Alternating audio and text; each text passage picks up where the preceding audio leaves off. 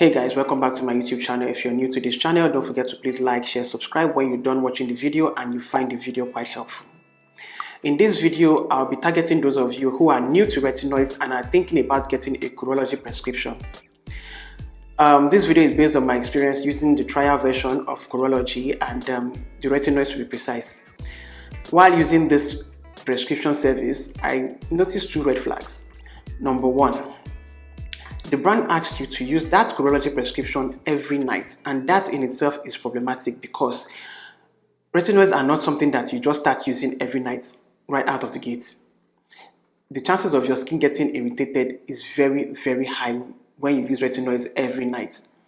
The standard protocol for starting retinoids is once a week for like 2-3 weeks, then you ramp it up to like twice a week for like 2-3 weeks, and you keep going higher and higher and higher.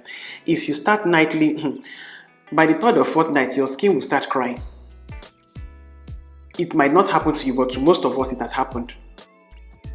So to avoid that irritation, which means that your skin moisture barrier is already damaged, start as slow as possible. Ignore whatever they are telling you. Basically, they are only protecting their pockets, because if you use that product as slowly as possible, you will not spend more coins. More coins is not coming to them. They're not getting, you're not paying more money, as in you're not feeding their coffers, if you get what I'm saying. They need you to use up that product as fast as possible and then get a new prescription and just continue on and on and on and on and on. The fact of the matter is that these brands, they act as if they care about you, but in reality, they don't give a fuck.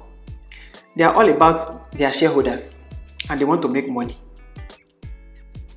They don't care about your skin.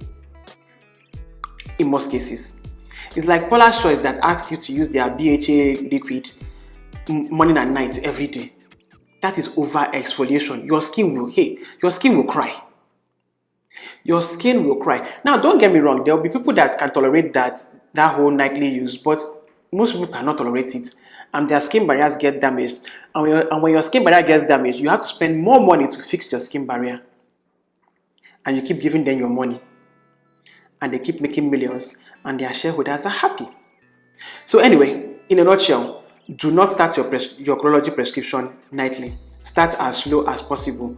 Once a week for like 2 weeks, twice a week for like 2 weeks, thrice a week for like 2 weeks, and you keep going and going and on and on and on. Personally, what I'm doing right now is just once a week, and that's it. And I don't know how long I'm going to stay on that, but I'm sorry, that I find retinoids to be very, very, very irritating to my skin, even at the lowest concentration. Because, for example, the one I got from Curology, that was a 0.003%, had I think 2% azelaic acid and 4% niacinamide in it. I was using that nightly. Then towards the end of like towards the expiry date, I decided to ramp it up like every night. By the fourth night, my skin was already crying.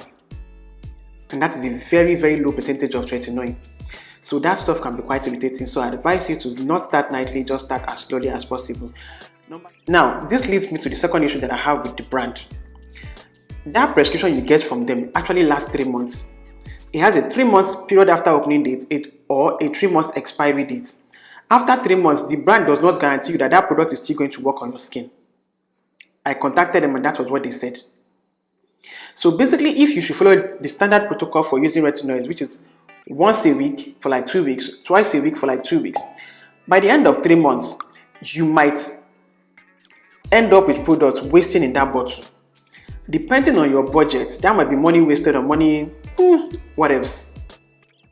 So do you want to waste money or not? You need to gauge that. Because if you ask me, a Curology prescription is not something I would recommend for a newbie based on these two things I have said. I think as a newbie, you are best off with that tube. It's just retinoid on its own. You start as slowly as possible, and then when you are sure of like your limits with retinoids and where the maximum level you can go with retinoids, then you can get a Curology prescription, which will come with added ingredients like azelaic acid, resveratrol, niacinamide, maybe kojic acid or whatever, to like combat other skin issues you are having, like hyperpigmentation, sun damage, acne scarring, and the rest of them really. But right out of the gate, trust me, for a newbie, if you have the money, you can get it. Don't get me wrong, I'm not saying the brand is trash. I'm just saying that Their tactics to me is trash. So those are just the two issues that I have. Number one, do not start that prescription nightly despite what they advise you to do. And number two, it has a very, very short expiry date, so you need to use up that product fast. Sorry. And and number two, it has a very short expiry date, so you might end up wasting products depending on your budget. Now, if you're worried about okay, sorry, not worried. Now, if you're curious about what the standard protocol for using retinoids are, what I would advise you to do are, number one, start as low as possible, the lowest concentration possible. If you're getting a tube of retinoid, I think the lowest concentration possible that you can get is 0.025, I think.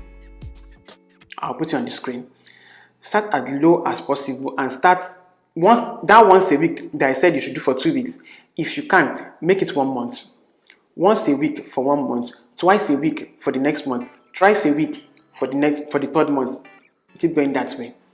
That minimizes your chances of irritation. 2, get an SPF 50 plus. Okay, SPF 50 is okay, but from SPF 50 and above, anything below SPF 50, gaskia, it will not cut it. SPF 50 and above, because you need to protect your skin, that skin that you've retinized from the sun. If not, Number 3, learn how to sandwich your retinoids. You apply moisturizer first of all, you apply the retinoid, and then you apply another moisturizer. Now, the second moisturizer you apply, I personally would advise you to get this balm from La Roche-Posay, the La Roche-Posay Cicaplast Balm B5. That shit is fucking amazing. It is so good. So you apply your regular moisturizer, apply your retinoid, and then over that you apply that La Roche-Posay Cicaplast Balm B5 just to kind of like seal in everything and like heal your skin barrier while the retinoid is also working as well. And fourth advice would be, don't apply the retinoids on wet skin. Personally, I do, but don't do that.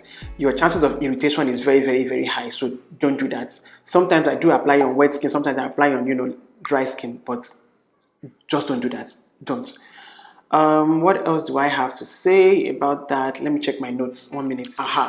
Now, while using retinoids, if irritation should set in, what I'd advise you to do is to back off, cleanse, moisturize, sunscreen, then at night, cleanse, moisturize, La Roche-Posay Cicaplast Balm B5. In fact, you can even just skip that moisturizer at night and just cleanse, then La Roche-Posay Cicaplast Balm B5. When your skin barrier has healed and you're going back to retinoids again, start at that level where you were previously without any irritation. Let's say, for example, like you are doing thrice a week every month and there was no irritation, and then when you went up to like 4 times a week, you now had irritation. When you heal your skin barrier, go back to that thrice a week and stay on it for like 2-3 months before you try 4 times a week again. I hope that makes sense. The final tip that I have for you guys is beware of exfoliation when using retinoids. Exfoliation would only like increase the chances of you ruining your skin barrier. I'm not saying you cannot exfoliate while using a retinoid. I'm just saying that you should be very, very careful while doing it.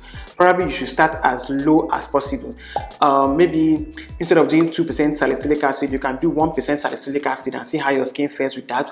Or you could do 2% glycolic acid once a week and see how your skin fares with that. But in the first few weeks or few months of starting a retinoid, stop all exfoliation. Maybe after like 2-3 months, you can start adding exfoliation gradually into your skincare routine and start as low as possible. Retinoids plus exfoliant is equals to recipe for disaster. Start the retinoid as slow as possible. When your skin has somewhat of acclimatized a bit, you can introduce retinoids gradually, once a week, instead of the regular 2 or 3 times a week. Once a week is enough, and you cap it there. And try to use a low concentration of acid, maybe glycolic acid 3% or lactic acid 5%. Just start as low as possible. So these are just the 2 things I wanted to talk about that I feel you should be aware of when you're getting a Curology prescription. If this video was helpful, like I said in the beginning of the video, don't forget to please like, share, subscribe, and I will see you guys in my next video, which will be next year. Happy New Year in advance. Take care, guys. Bye.